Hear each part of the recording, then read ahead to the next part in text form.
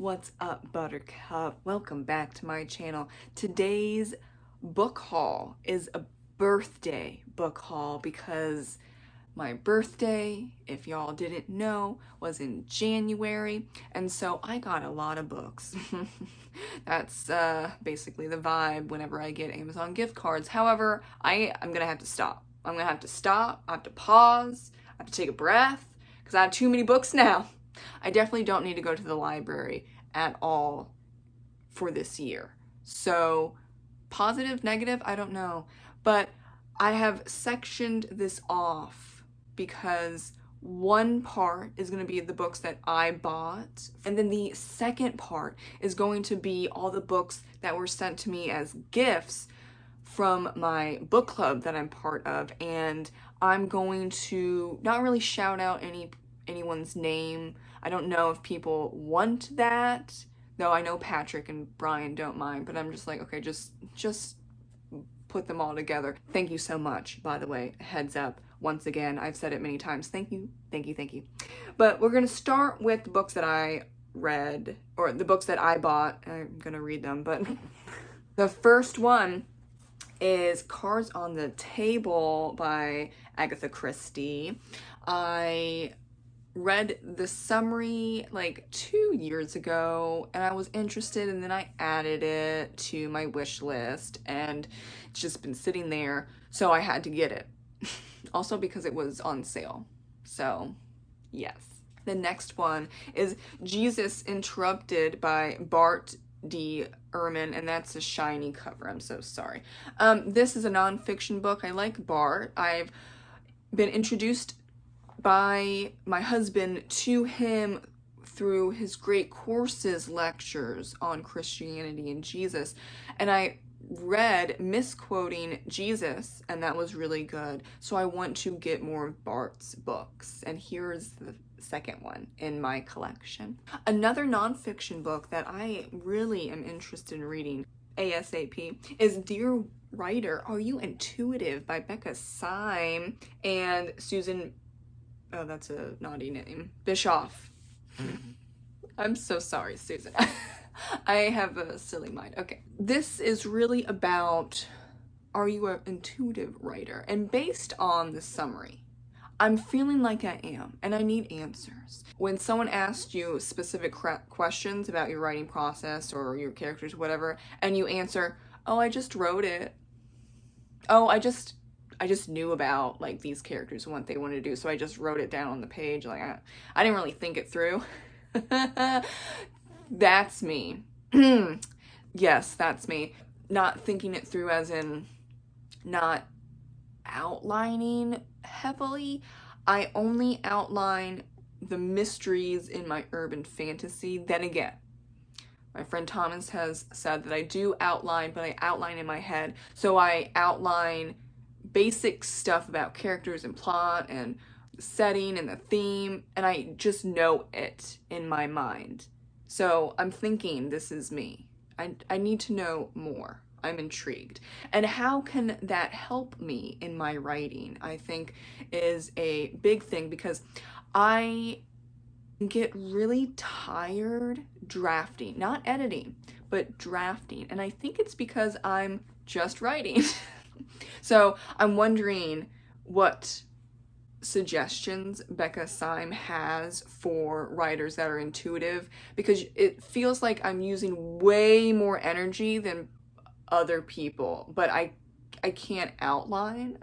I can only outline mysteries, and then everything around the mystery, and sometimes how we get to the mystery is pantsed. So let's see how this goes. Next up is for the Messed Up Book Club, Her Soul to Take by Harley Laroe. Ooh, this is chunky. I did not think that it was gonna be chunky. I knew Harley from Wattpad, and I deleted Twitter in 2020 and we lost touch. However, not in a bad way. It's just like when your main chit chat is just on Twitter, and this happened for a lot of writers that I was friends with, you try to find other avenues of talking. I tried chatting on Goodreads. You know that messaging system is just bad. So we eventually lost touch, but I'm really interested in this novel. I own The Dare, and that was 4 stars. We, in the Messed Up Book Club, are gonna jump into this. I don't remember when. It is on our list, though, so more to come. Next is The Godfather. My husband said, oh yeah, it was a book before the movie. Did you know that? I said, no, I did not. Sorry. I watched The Godfather part 1 and 2 with him, and that's when he mentioned it, and I was like, oh wow, okay, so I should get the book, right? And he said, of course. So here we are. Oops, I didn't know. Sometimes you can't keep up, and I didn't keep up with this, but I have it, so I'm redeeming myself. Another Messed Up Book Club read. It was very shiny. I don't know about these shiny covers. Okay, it's Bound Feet, and I don't want to move. But this is published under a small horror press, and this is another book for the Messed Up Book Club. I don't know if we have a set time so far, but it will come. Someone is whistling for, I don't know, I hope a dog and not at other people, but if you hear whistle noises, that's from outside. I apologize. My next book is a historical fiction, 355 by Kit Sargent, and I finally found another book that is historical fiction, specifically American Revolutionary War. Is that time period coming back? I don't know, but I'm intrigued. This is about female spies during the Revolutionary War, and this book, when I was making keyword ads for Amazon, this book and this writer and the other books in this series, yeah, this is a keyword, because finally some book that talks about the American Revolutionary War and not in nonfiction terms has finally been released after many, many years. So I'm very excited to read this book. Love the cover, love the blurb. I'm just ecstatic. The last book that I bought with my own gift card money is The Druid by Jeff Wheeler. I've heard great things, and therefore I bought it. I'm really simple sometimes. It was like $9. It was on sale. So, of course, we're gonna give it a go.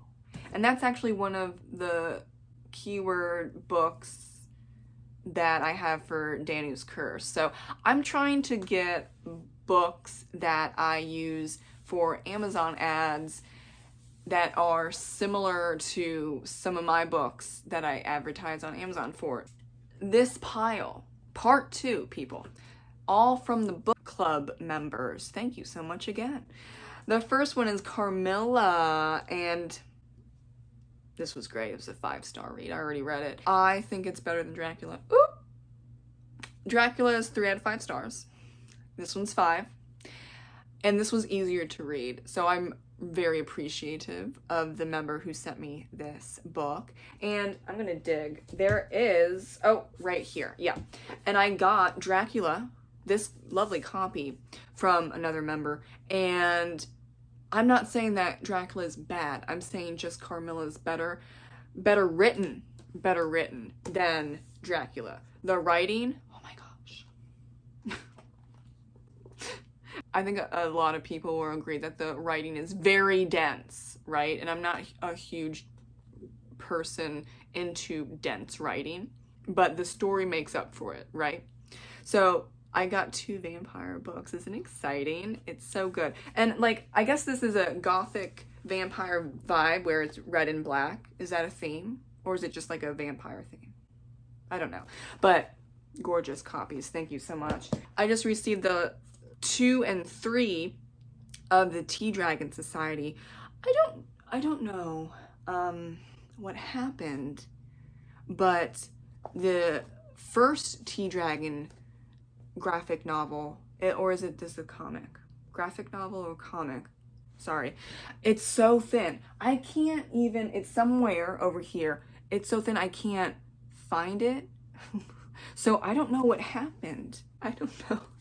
I'm gonna have to put this on the bottom shelf Oh, no, actually it doesn't fit. So I'm gonna have to put this on the very top where if you see my lives, you'll see like at the far end of the left, like near my door, they're like really big books that don't fit anywhere on these shelves. Yeah, I'm intrigued as to like it's really big, these pictures. It's very pretty as well. I don't know why they chose to do this though. This one makes a little more sense. It's just thicker, but it's in like the same size as the other one. The other one's like really thin. I'm excited. I'm excited either way. I was just really confused about part 3. I'm like, why is this so big?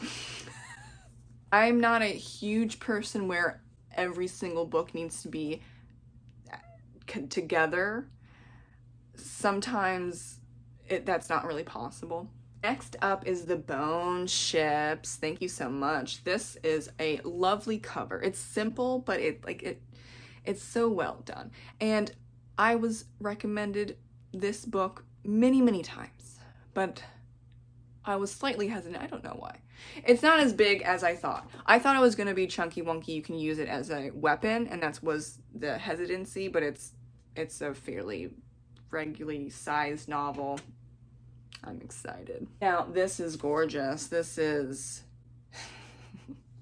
Haven't I said many times that I can't pronounce this word? The Sirmillion.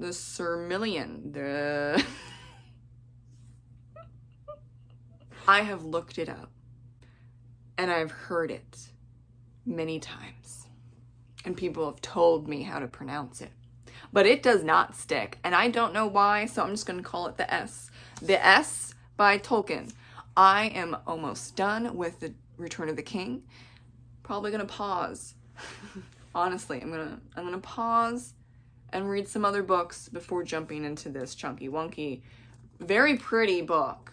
Look at the edges. Oh my gosh. Yes. And there's some illustrations as well in here, and it comes with 2 maps that you have to refer to. Okay, here we go, people. I can do it. If you can, I can. Another lovely book. It's a simple yet beautiful cover. Parnesi, I'm assuming that's how you pronounce it, by Susanna Clark. For a long time, and I don't know why, it was probably because of COVID, it was out of print. And then the used copies were like $30 or something. I'm like, girl, no. Like, I'm interested, but not that interested because this book is not that long. And even if I was getting a book that was like 1,000 pages, probably would still think on a $30 copy for a book. That's just me though. But I finally found the hardcover. Not a paperback, a hardcover. And so I added it to my wish list, and then thank you to the person who bought it for me. Next up is The 7 Moons of Molly Alameda, and I think that's how you pronounce that last word. But I said to one of my book club members, that I liked the second person point of view in Until the Sun by Chandler Morrison. And this is in second person. So that person sent me this book. And I'm like, okay, we'll see. The short stories that I was forced to read in the short story class in college, so bad. But then I trust Chandler Morrison. I do. I went in with an open mind, and though it took a little bit longer than I thought, I mean, who really writes in second person? Not that many people. And doing it well, even smaller margins for that. But I really liked Until the Sun, and I am open to second person if it's done well, and supposedly this is done well. The cover is also gorgeous. Love it. So here we are, and I am hesitantly intrigued. I have only read one book, and that's the Chandler book. One story, one anything in second person that it was done well. So that's why I say hesitant. Another book that is just so shiny, and I like it, love it, Death of an Eye. I read up a little bit on Dana, and it looks like she's a mystery writer. And this is a mystery, but it's during Cleopatra's reign, which is very intriguing. I don't know if that is a thing. I haven't heard that before because it's already difficult enough to do a historical fiction novel about Cleopatra, but doing a murder mystery during that time involving Cleopatra, okay. I want to read it. Next up is Full Brutal, and this is on the messed up book list. We're going to get to it probably the second half of 2024. And then the other book by the same author, Gone to See the Riverman, Bad from Bad is Rad, recommended this book, therefore I need to read it. And you should too. But it's part of the Messed Up Book Club once again. And lastly, Our Share of Night. I'm pretty sure this is on the Messed Up Book Club list. If not, then we're probably going to add that. It's a little chunky, that's fine. I mean, not like weapon chunky, but it's a bit thick. And I've heard good things about this novel, so this might be later 2024, honestly, because we have a jam-packed list for the Messed Up Book Club, but we will get to it. Thank you so much for watching my birthday book haul for 2024. Thank you so much for joining me again, and have a great rest of your day. Bye.